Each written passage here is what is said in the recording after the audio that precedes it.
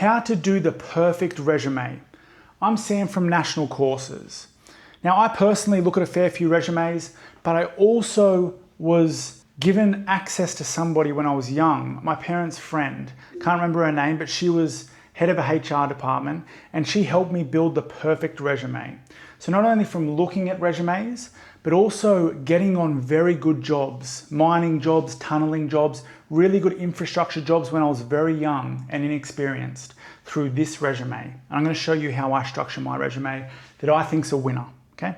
I shared a story in my last video where I was trying to get on this job that was Barrow Island. It was a very good job in 2014 or 15. It was in natural gas in Western Australia, and it was the job everyone wanted to be on. I used this resume to get on that job. My friend who was applying for the job, my friend Paul, he was having no success using his resume. I gave him my resume. He copied my resume, as in the format, and just changed it a bit for his own stuff. Then he submitted for the job. He was joined with me on that job in 2 or 3 weeks after I started. So let's talk about this. Keep it simple. That's the most important thing. Start off with your name. I've redacted a bit of information. I've changed my phone number and email, but start off with your name, all right, your phone number and your email.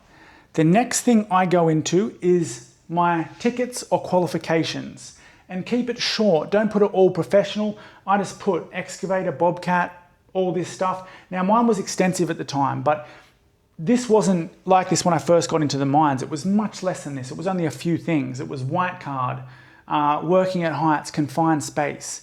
You put these, whatever tickets and qualifications you have, you put here in this opening section. You only need to have a few. White card, working at heights, confined space, stuff like that is really good if you're looking for a labouring job in mining or something like that, or just in construction in Australia. You could even just have white card to start off with if you don't want to invest too much money and you want to get on an entry-level job. So you just put your tickets here. Always keep it dot points. Then after your tickets, move in skills and experience. So you should have tickets first, then have skills and experience. And here you might put hand excavating trenches, spotting for machines, manual tasks. So put you're good with manual tasks, pulling cables, lifting heavy objects, using rakes, leveling ground, working in a team. This can all be skills and experience. Put it through here, rock breaking, heavy manual labor. Here you can even put working long 12-hour shifts. Because if you're going to try and get on these infrastructure jobs, they want to know that you can handle the days because they're often 10 to 12-hour days.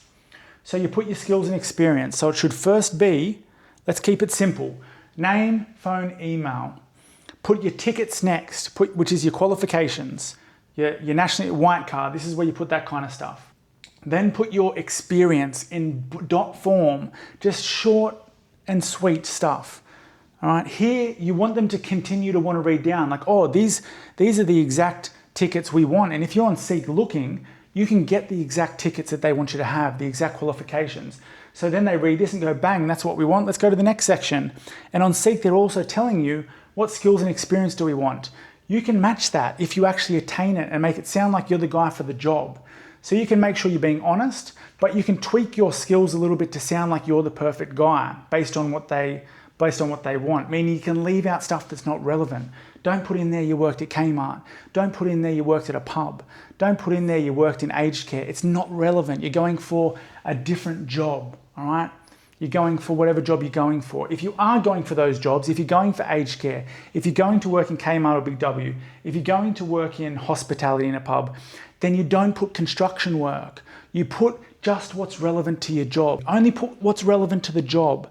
I hate looking at resumes, or I dislike, I should say, looking at resumes, and they put all this stuff on there about all the skills they have, and it's not even relevant to, say, we're employing a trainer. All I want to know is about their skills in training and the skills they're training in. That's all I want to know. I don't need to know all this stuff that dates back to the 80s, the 90s, the 2000s. I just want, or can, if it's relevant, but I don't need to know about everything. People change often throughout their life. Just tell me what's relevant to the job. That's all I need to know. And don't be overqualified as well. I know that sounds weird, but I sometimes look at some resumes and and think this person's a little overqualified for the job. I just want a trainer. And they used to be a director of an RTO or something like that. And I'm like, this might not be suitable for them. Then you go on to that. After you go through your skills and experience, then break down your work history and break it down simply in dot forms. So don't do these long paragraphs. Look how simple I keep it. And then that's it. And then I move on to the next thing. That's how simple the resume should be. It should not be difficult. All right? It should not be difficult to read.